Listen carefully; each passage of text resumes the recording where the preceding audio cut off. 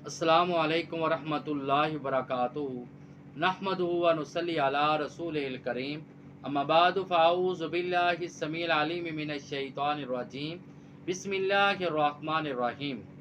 जन्नत में तीन आला महल हैं। वो तीन खुश नसीब कौन से इंसान हैं जिनको वो मिलेंगे? और सुनन अबू दाऊद की हदीस है और हदीस नंबर है 4800।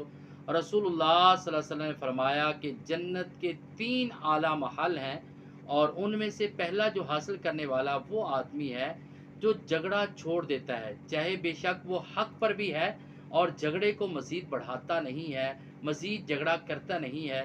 बेशक वो हक पर भी है लेकिन झगड़े को छोड़ देता है, लड़ाई को ख़त्म कर देता है। फरमाया वो जन्नत का आला महल खुश नसीब इंसान वो है जो झगड़े को छोड़ दे। और दूसरा महल वो खुश नसीब इंसान के लिए है, रसूलुल्लाह सल्लल्लाहु अलैहि वसल्लम ने फरमाया, जो झूठ छोड़ दे, बेशक वो मजाक में भी क्यों नहीं बोलता। तो लिहाजा जो मजाक में भी झूठ छोड़ दे और वैसे भी अपनी बातों में झूठ छोड़ देता है, तो दूसरा महल उस आदमी के लिए है। और तीसरा महल रसूलुल्लाह सल्लल्लाहु अलैहि वसल्लम ने फरमाया, जिस आदमी का अखलाक अच्छा है, लोगों के साथ बात करने का अंदाज अच्छा है, लोगों के साथ अच्छे किरदार से पेश आता है, अच्छे अखलाक से पेश आता है, अच्छे कलिमात से पेश आता है, वो तीसरा महल जो है उस खुश नसीब के लिए है।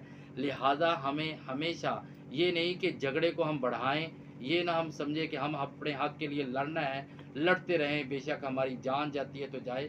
बल्कि रसूलुल्लाह सल्लल्लाहु अलैहि वसल्लम की हदीस के मुताबिक अगर आप हक़ पर भी हैं तो छोड़ दें, तो अल्लाह ताला ने आपके लिए जन्नत में आला महल तैयार किया है। और इसी तरह झूठ को भी छोड़ दें, बेशक आपको नुकसान भी क्यों नहीं हो रहा और बेशक आपके लिए दुनिया में मुफाद कम क्यों नहीं है। और तीसरा अखलाक अच्छा हो। तो लिहाजा अल्लाह ताला से दुआ कि अल्लाह ताला हमें इस पर अमल करने की तौफीक अता फ़रमाए। वमा अलैना इल्लल बलागुल मुबीन।